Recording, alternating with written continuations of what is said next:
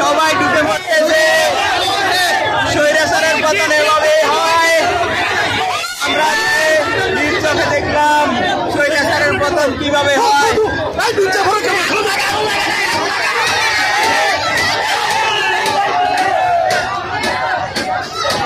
গণভবন এর দেয়াল টপকে সবাই গণভবনের ভিতর ঢুকতেছে।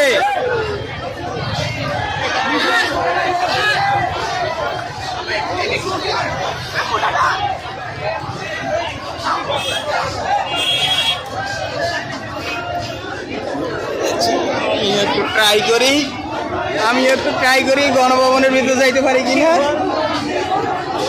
মোটামুটি সবাই যাচ্ছে, আমি একটু চেষ্টা করে যাইতে পারি কিনা।